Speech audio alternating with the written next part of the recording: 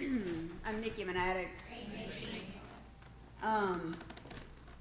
So I get the honor of introducing Jerry to you guys, and so I met Jerry a long time ago. I had less than a year clean, and I went to this dance in Baton Rouge, Louisiana. So I was actually born in Baton Rouge, Louisiana, but I got clean in Jackson, Mississippi. And when I got clean, like, we just did everything that there was to do. If somebody was doing something, you went to Louisiana to do it, you went to Arkansas to do it, you went to Alabama to do it. Didn't go to North Carolina yet. But you just got on the road in a group of people and you went and you did it because that's how we stayed clean. And anyway, so I went to this dance, and Jerry was there, and he asked me to dance, and it was super awkward because I'm just like, you know, trying to be clean and like nervous and dancing, and just, so he was really sweet and tried to like make small talk with me and make me feel more comfortable. And he was just like telling me about when he got clean, and I was like, yeah, I was 4 when you got clean. And little did I know, 5 years later he would walk me down the aisle. And like 6.5 years later, I'd take him to P.F. Chang's, which I don't actually like, sorry, Jerry. But he does, and show him a ultrasound and tell him about Bella. And, you know, Jerry's been somebody who taught me that, you know, there's one promise here: freedom from active addiction, but there's a lot of gifts. And one of those for me has been getting back relationships with family that I really just never had.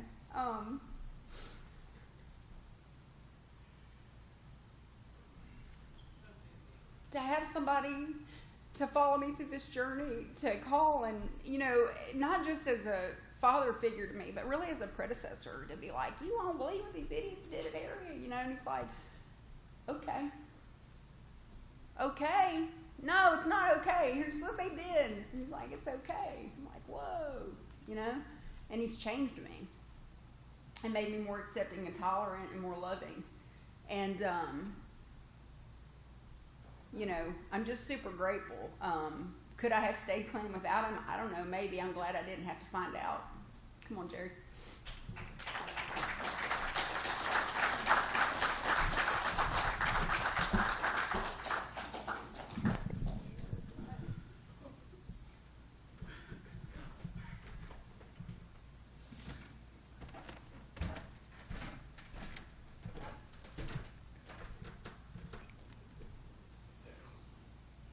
My name's Jerry, and I'm an addict. Hey, Jerry. And thank you to the convention committee for contacting me about coming up here to share a little bit of my journey and what got me here. And I want y'all to know that if anything happens and you need somebody to write my obituaries, you get Nikki. She did pretty good. Pretty good on introducing me up here, so I'm quite pleased with that. It's always a privilege, believe me. Whenever anybody anywhere calls you and says, do you want to talk a little bit about what kept you here or what got you here and why did you stay? You know, over and over and over, when things were going up and down in your life, what kept you in these rooms? And I think a lot of times that's the primary message that we try to carry when we come up here. What can I say? This morning is a mixture of, I'm happy, extremely happy and privileged and blessed that I'm here, that I'm alive and that I'm up here this morning. We had a tragedy in my home group while I was here. We were, at Nikki's the other day, I got a message. A couple in my home group were going over to Africa to vacation. And the idea was for the guy to propose to the lady. And they had a little cabin out over the water, and he swam under the cabin to hold up the sign, will you marry me? And, you know, she, of course, said yes. And the tragedy came that he never surfaced again. You know, and the home group is pretty torn up about that now. He never came up. He drowned underneath there, trying to get that proposal done. So my heart was heavy with that when I got the news from that. And me and Nikki and Ed and the rest of us, we tried to deal with that as best we can. I don't always see the silver lining in God's will right away. Sometimes it takes a while, and I have to deal with the human side first, the anger, the frustration, the disappointments. But if I stay here and I don't use it, always comes out okay. And that much I've learned from, if you get nothing else from experience or longevity around here, you do get the fact that you know that if you stay, if you do it one more time and go through one more crisis, that the other side is always better. And I have to remember that. What can I say to you that hasn't been said or you haven't heard yourself or said to yourself over the years?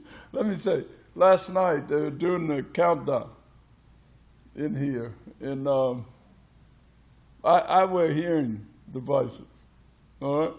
So a lot of times you say things and I hear things and they're not the same thing. It's what happens. Last night when they got, she said 39, I think it was, 49, 39, something like that. I get a bit confused. I stood up. I have 36 years screen. I do not have 39. Let me make that clear today, okay? I have 36. All right, that was strictly a mistake on my part. It was 36 years ago that I was blessed with finding this program. And that was, just keeping things on the up and up. I guess, Nikki grabbed me by the arm and said, sit down, but I didn't listen. And I was up by then. The other side of that is that my story is just like the rest of you guys. Okay? When I got here, I had reached that moment of desperation. Nothing had worked. I had tried and I had tried and I had tried over the years to find something that worked. And I'd gone a lot of places and tried a lot of things. And I kept going back to the dope house. I used to go from the treatment center and do a double time to the dope house. I was walking out the treatment center and running to the dope house in New Orleans. Most of my using and everything came. I'm from South Louisiana, and most of my using and stuff came. I was in New Orleans or Baton Rouge, somewhere around that way. And I think about 25 admissions. I had been admitted to treatment centers 25 different times. And 25 different times I'd left the treatment center and I'd gone straight to the dope house. The 26th time, what made the difference at the last treatment center I went to was in Meridian, Mississippi. And the only thing, what they did different at Meridian that they had not done at the other 24 or 25 places, they brought in a meeting that night and they called it Narcotics Anonymous. And the guy that came in that meeting started to talk. And every time he said something, it sounded like he was telling my story. I'd finally found somebody who had been and had done all the things that I talked about doing and had been. And the important thing he said that night that caught my attention more, and this is 1983 in Mississippi, the thing that caught my attention more than anything else, he said to me, he had been clean 10 years that night. He had been able to walk away from the using part of this program for 10 years, and he told me that he could show me how to do that if I was willing to listen for a minute. And all the other places I'd been, they'd never told me that. If they did, I had not heard it. That's what made the difference. But I want to tell you a little bit about before I made it to Meridian, before I got there. Growing up in South Louisiana, there's a couple things that happen to you. You know, you're automatically Catholic when you're born. That's automatic. We're all Catholics down that way, you know. So, and I was sharing with Ed the other day. I went to confession. I was going to confession, and you grow up going to confession and doing all the Catholic stuff. And the priest is the guy who forgives you, and you move on to do it again. But that's what happened. In this case, the other day, I was going over the last time I went to confession, and why I haven't paid much attention. I went to confession the other day, and I want to tell my priest about all my sins and everything I'd been doing that was crazy. The priest was drunk. He couldn't hear me. He fell out. He was stretched out. He was actually stretched out in the confessional, just laid out. So I said, well, Father, I'll come back. Something like that. I remember that. I was telling Ed about that the other day. I said, you know, I don't think Father heard me. But anyway, you know, on top of that, growing up, you grow up Catholic schools, Catholic this and all that stuff. And as a kid, like all other kids with dreams and hopes and all that kind of stuff. And as far as family life was both, it was mixed. There was a mixture of good and bad times in the family. But primarily, we were okay. We managed and did okay living in New Orleans. New Orleans is a lively town in itself. You know, there's always a lot going on there. And I remember I had finished high school, and I had gotten a letter from the Selective Service. Back then they had a Selective Service that would write you letters when they wanted to get your attention. So they sent me a letter, and my mom said, Selective Service sent you a letter. It's 1969, and you need to report to the Customs House and get a physical examination to see if you qualify for the military. And that's when life changed. I did that. And a few weeks later, another letter came saying I did qualify. And the second letter was different. And that's when my life started to change. The second letter said, greetings from the President of the United States. Me. All I do is walk around the neighborhood. You know, why is the president picking on me?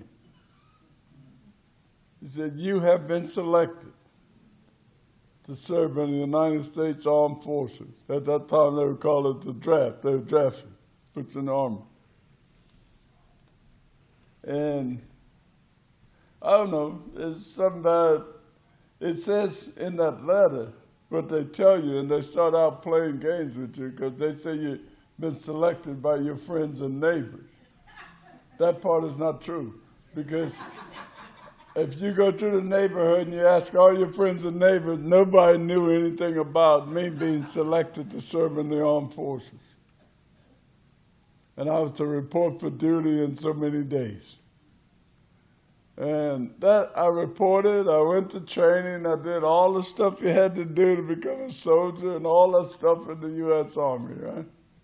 And there's a war raging in Vietnam at the time, and that's why they were drafting all of us. I was a paratrooper and all that stuff in the Army, you know, jumping out of airplanes and helicopters and all, and they gave me my orders for Vietnam, and they said that you have 14 days to go home and say farewell to everybody you love. Going off to war is not a fun thing. What makes that difficult the night before you leave when you're saying farewell to the family? All of y'all sitting around, your mom's cooked your favorite dish, and everybody's hanging out. Because they know tomorrow morning you're going to leave, and there's a good chance you won't come back. At least alive, but you won't come back the way they remember you. And you load up, and everybody's crying, you leave, and your life changes. Yeah. I don't know, God intended that I learn something. The Army assigns you jobs. Everybody's got a job in the Army. And I was trained to be a machine gunner, infantry rifleman, all that kind of stuff, hand grenades, and all that kind of crazy stuff. I got to Vietnam. It's a funny thing. Vietnam's a pretty place if you look at when you're flying in, because you can see it from the air. It's beautiful. Boy, that's a picturesque country, because the beaches are sand and they're white, and they sit on the South China Sea, and it's gorgeous to see it. And when we were going in, just as you come up the coast of Vietnam, the pilot comes on the mic on the aircraft, and he says, fellas, we just came over the coast of Vietnam. Look out the windows. And he started looking at how pretty of a country it is. And the next thing he says puts you in reality. You can't see it, but on the wings of our aircraft, we got fighter escorts going to take us the rest of the way. The game's over now. It's time to stop playing. And that's when you land, you get assigned to whatever you're going to do over there. I'd never use.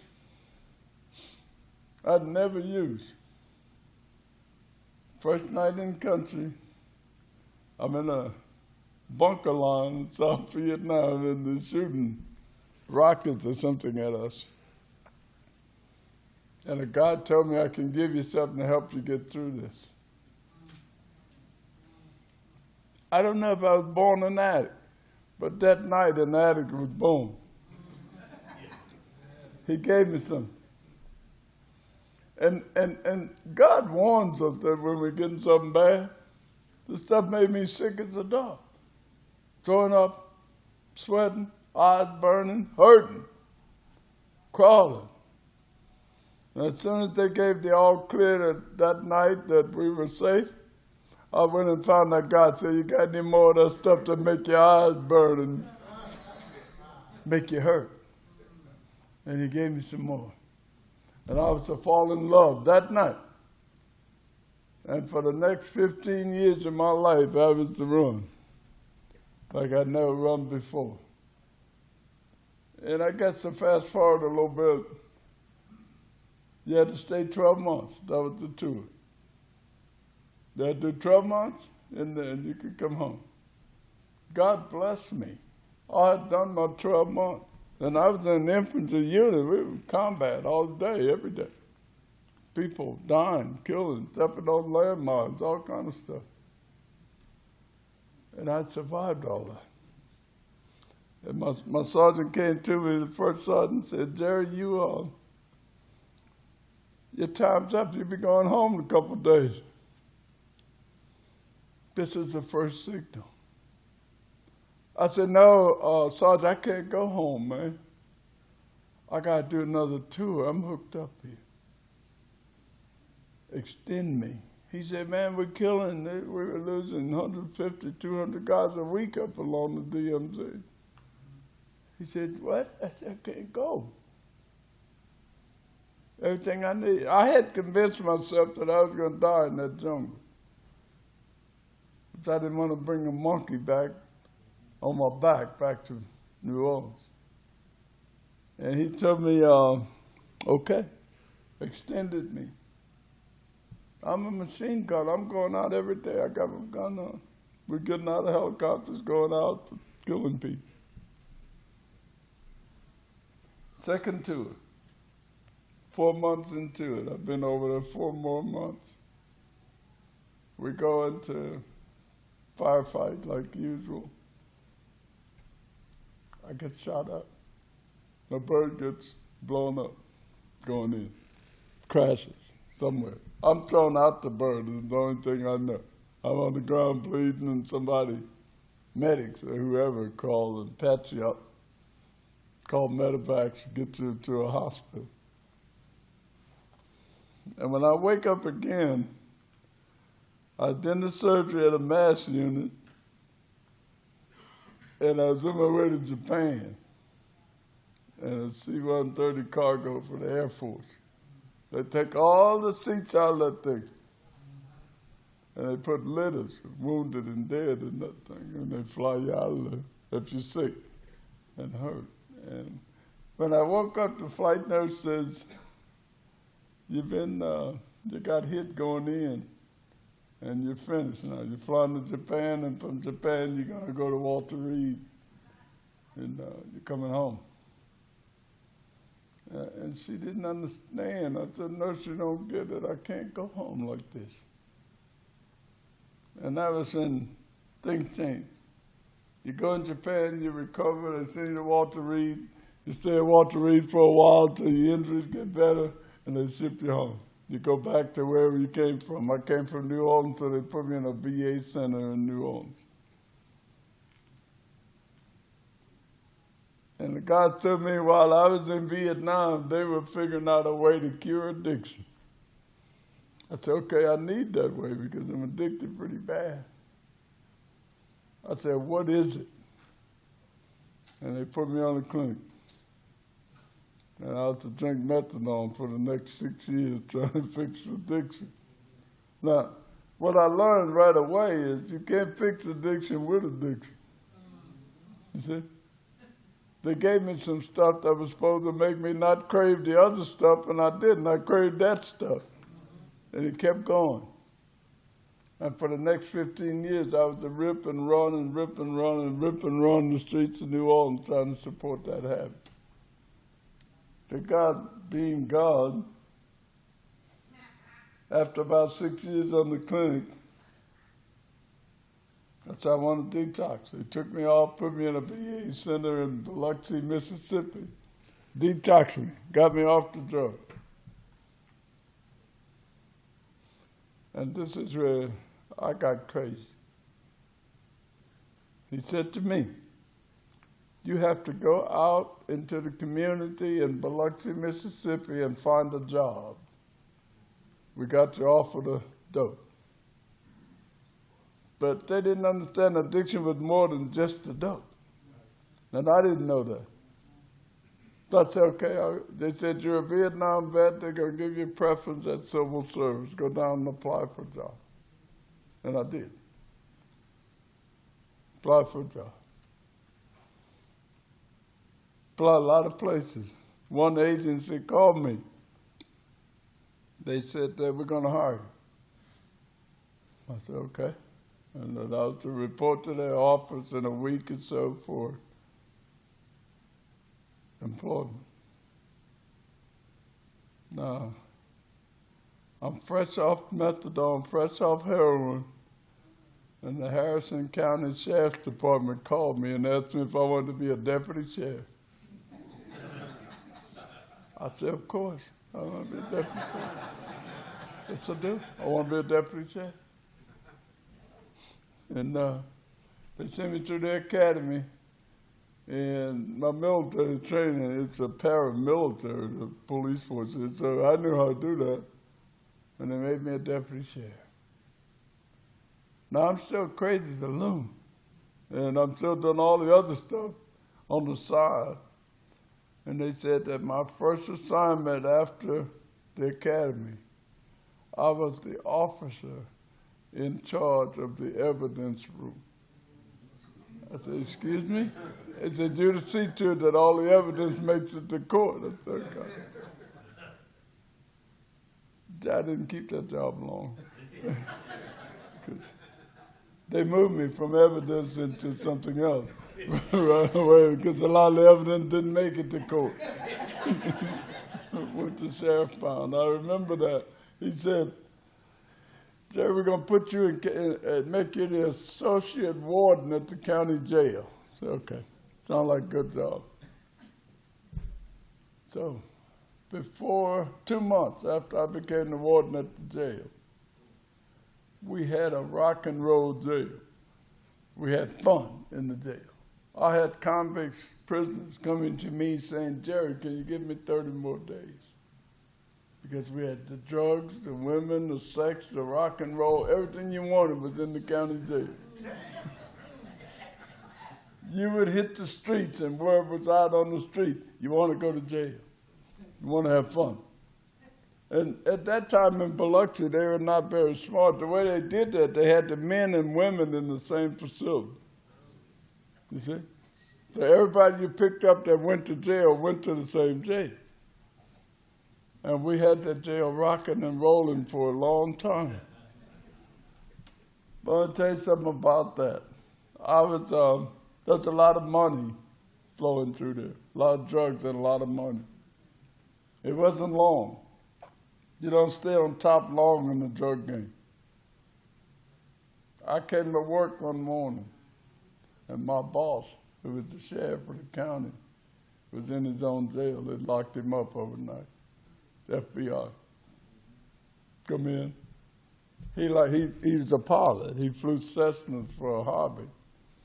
And the guy sitting in the co-passenger seat and the co-pilot seat was an FBI agent. So when he landed with the stuff he had on his plane, they put him in jail, his jail, locked him up. And I didn't know this overnight. I get to jail the next morning. I get to work at the jail, and he was in there. And he said, all of you guys should leave. And I didn't ask any more questions. Everybody left. We left. And I went as far as Hattiesburg, Mississippi, and I caught a ride to a town called Laurel, Mississippi. And thank God they took me to Laurel, because when the trucker put me down at Laurel, he said, you'll catch a ride. And that's when my life started to change. I'm walking along the streets in Laurel, Mississippi, standing there on Interstate 59, hitching a ride for 7, 8 hours. Nobody picked me up. Let's walk along. Started to get dark. It's April 1983. It's raining and it's cold in East Mississippi. My plan was to get in the ditch and spend the night and start over the next morning. I got in the ditch, and this is when you know you had enough. I said, hey, God, look, I tell you what.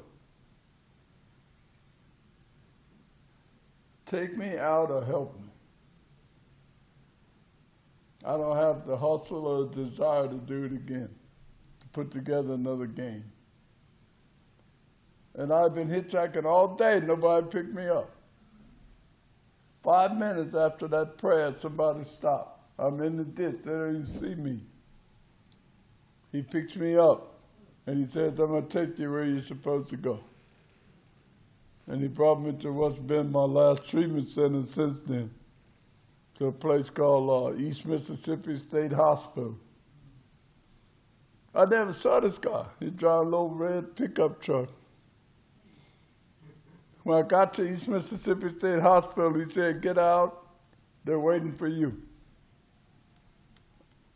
And I look around, he's gone. He says, ring the doorbell, they'll be waiting. I ring the doorbell, look for him, he's gone.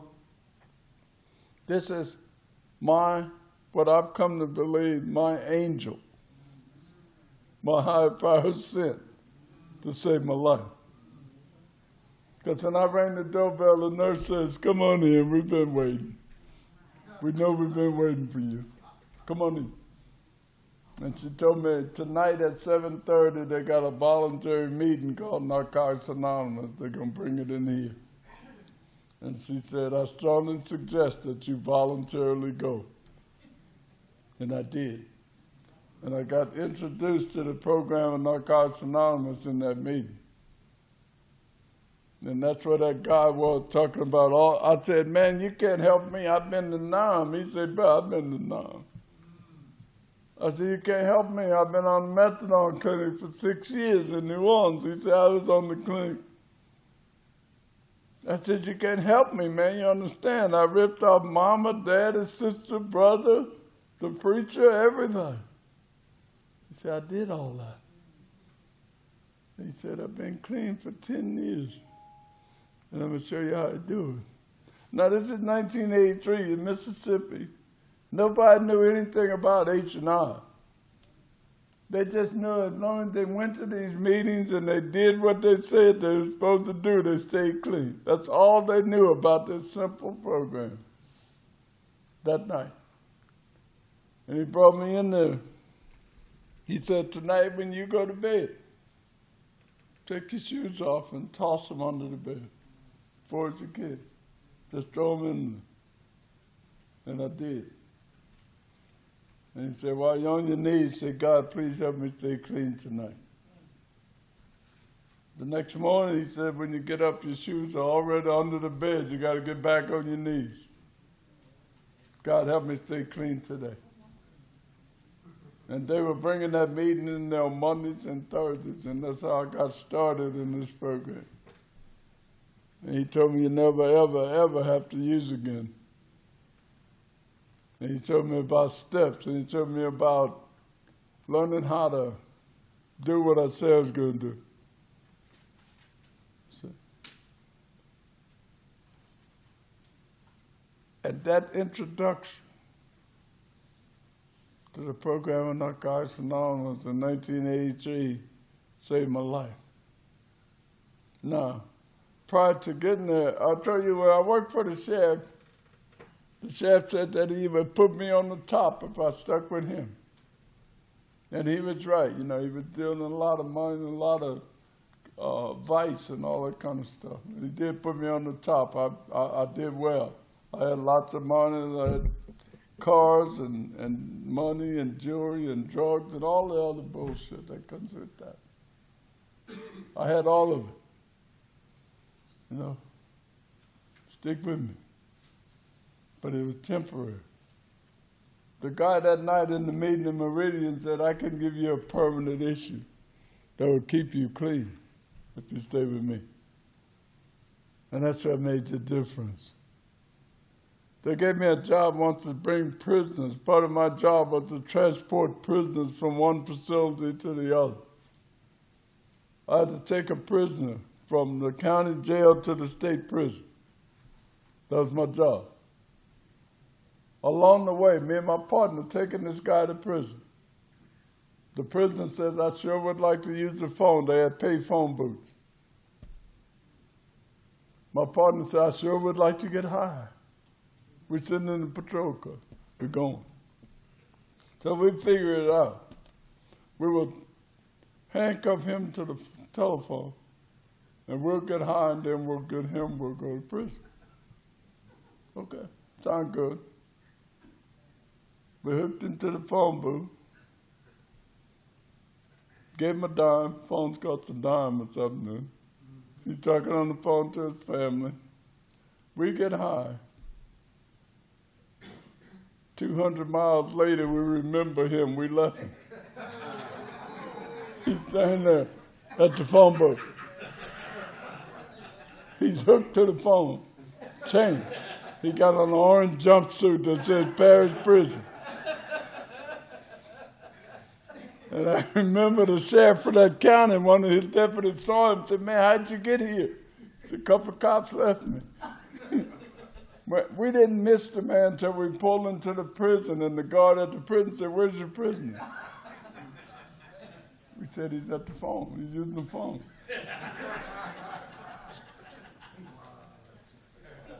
This is how craziness works. When I got back to my office, where my boss was, the sheriff, I said, Sheriff, he had heard about it. We had left him. I said, I know you got to fire me. I mean, we're all friends, but, you know, I got to cross the line. He looked at me, man. He put his arms around me. He said, let me tell you what, man. Shit happens. Want to smoke a joint. And we all fired up and forgot about it. I didn't lose my job. You see? I always had enablers along the way is the point I'm trying to make. Yeah. It wasn't until somebody got serious enough to say to me, you can't use.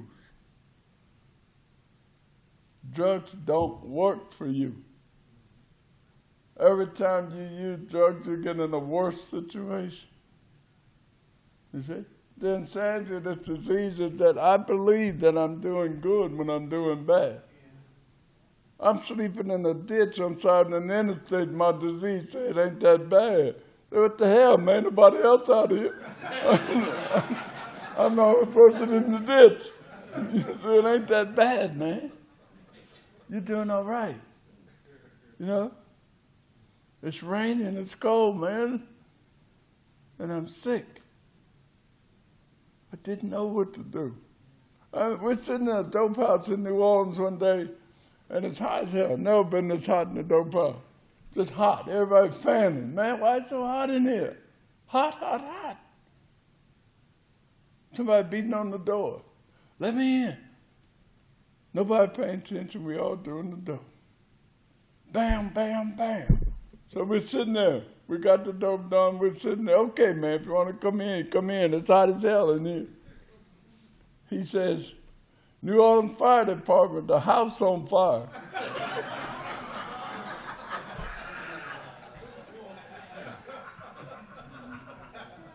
Okay, we're coming out.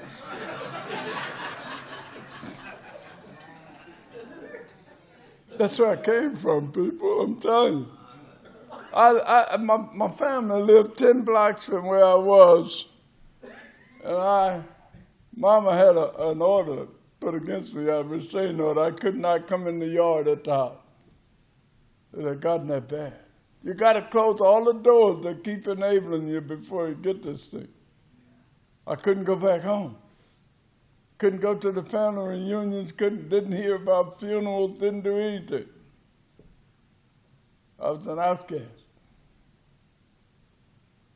They told me when I left Vietnam, one of the things they told me is that they said, you'll never, ever, ever have a family there. Sterile. This is the term they used from the Agent Orange chemical. They were spraying around over there, spraying chemical. They used to bring up C-130 cargo. The Air Force was bringing big old cargo planes full of chemicals and spray them to kill the foliage in the jungle so you can see where you're going, huh? They didn't know what they were doing. We didn't know what they were doing. The Army's crazy, too. The Army told us, they said, they're going to spray Agent Orange on your area this evening. But it's not going to hurt you. It's not going to hurt us. We're Americans. But it's going to kill the Vietnamese. Damn, man. I couldn't figure that one out. He said, the same chemical coming out the same aircraft going to kill one human being, but it knows I'm American and it's not going to kill me. He said, yeah. I said, Sarge, you fucked up like me. We're all in the same situation, man. It's crazy. War makes you crazy. Killing people for a living makes you crazy. That's no fun. That's no fun. Finally, you drift into this program and somebody says you don't have to do it again. They told me, after I'd been in treatment in Meridian for a while, they said you got to go out on the economy and get a job. I said, oh shit, here we go again. I said, I had a job. I said, what'd you do? I said, it's a deputy. No, you can't be a deputy. You got to be something else. So they gave me a job as a dishwasher at a place called Morrison's Cafeteria, washing dishes and stuff. And my first sponsor, I said, sponsor, how long I got to wash dishes? He said, till you get all right with it. That was Tuesday. I saw him Wednesday. I said, I'm all right. I do not like washing dishes. It's wash until I get all right with it. And things like that, situations kept presenting themselves. And I'll tell you about it, fast forward to a good time. It's 1996, I've been clean 12, 13 years, somewhere in there. And I'm working for the VA in Louisiana, Baton Rouge. The guy from UPS comes in, he brings a letter. He says, here. He says, dear Jerry Smith.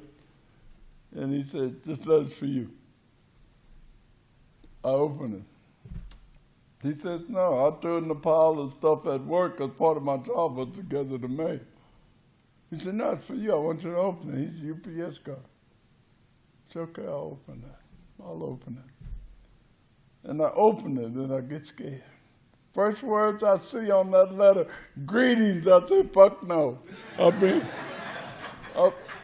Not going. Enough of that shit. Don't take long to get used to not wanting to duck bullets. I'm not going back. I said, greetings, Jerry.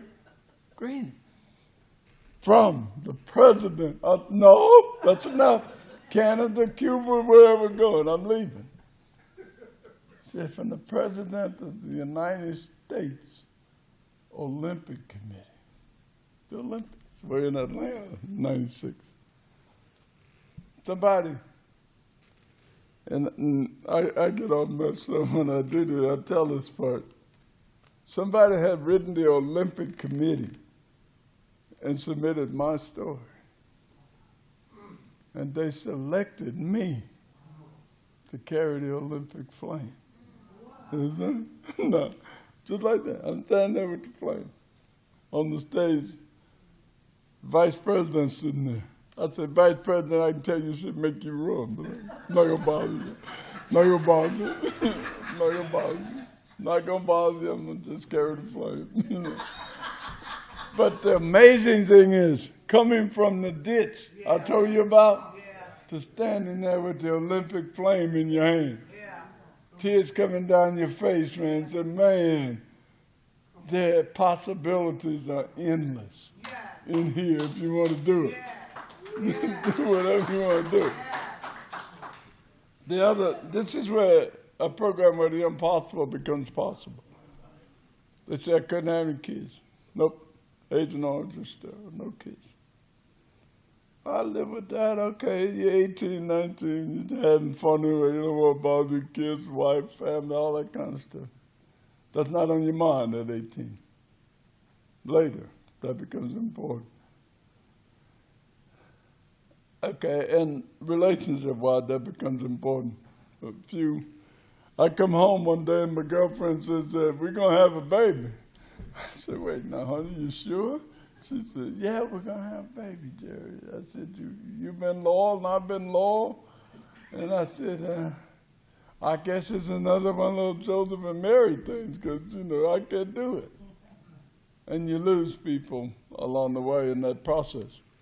That's what Nikki was talking about. She came to a function in Baton Rouge. And me, being already old enough to want to do something different.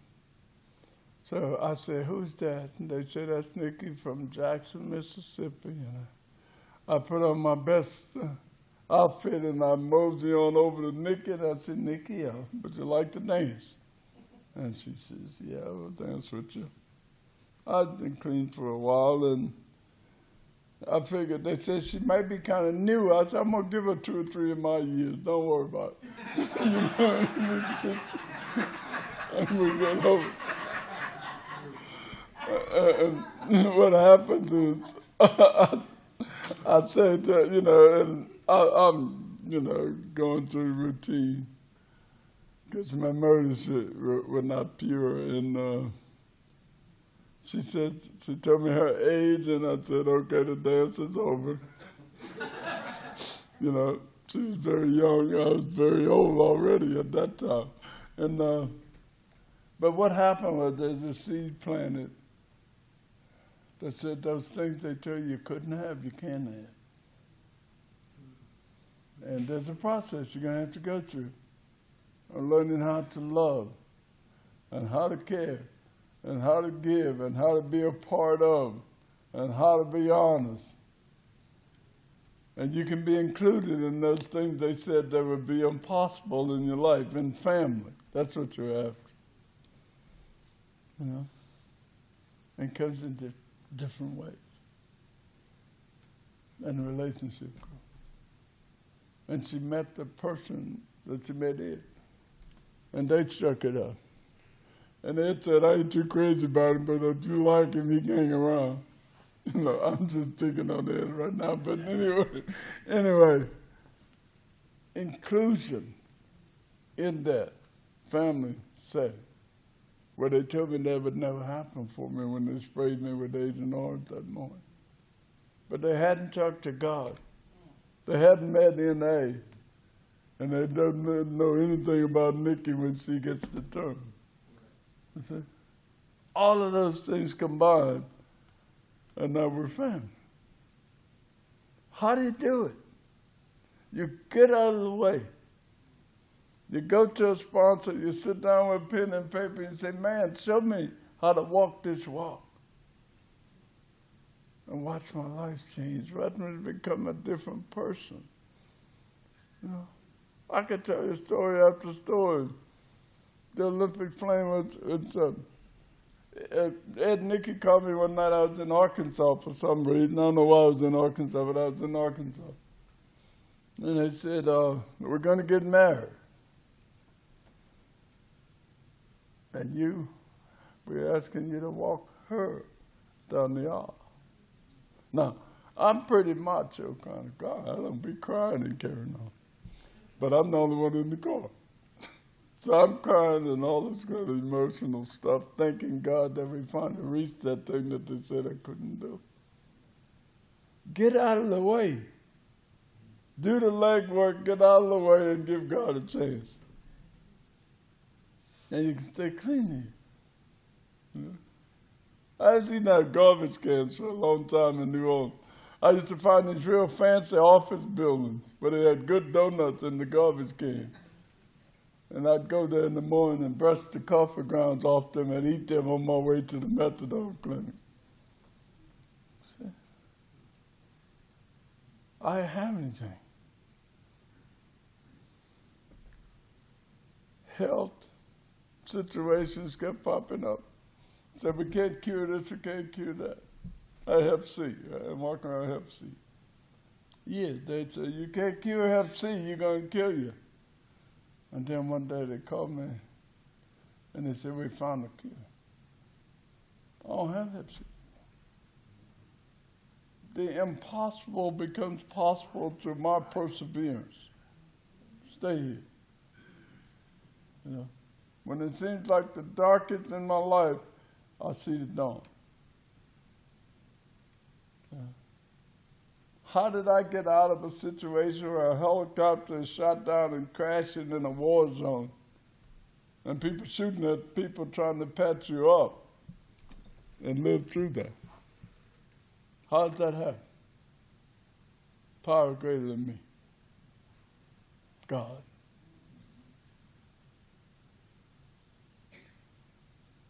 And to come here to North Carolina tonight, this morning, it's not night, morning. See? To grow old and not know if it's day or night, it's actually morning. but anyway, you know, I'm at that point in my life, man. But now I can appreciate the blessings more as they come. It's been 36 years for me. 36 years ago when, you know, they introduced me to these steps in this program and said, there's another way, man. You don't have to shoot no more dope. Track marks from my shoulder blades to my fingertips when I walked in here on both arms. And my best friend was a dirty syringe I'd find somewhere on the side of the highway and keep it in my pocket. You can be relieved of that.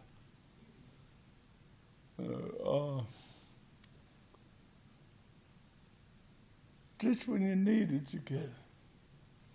The problem is most of us in this program, we're not patient enough a lot of times to wait for it. I try to make it happen before it's time. But when it's time, and you've done the legwork, you can look for the blessings. And I know you've been here all weekend, so I'm not going to stay up here and keep you sitting here wondering about this and that. The impossible becomes possible. This program works. Living proof. Every time you look into the mirror and you see a clean attic, you're looking at a miracle. You're looking at the program work. And that's what keeps me coming back. Thank you.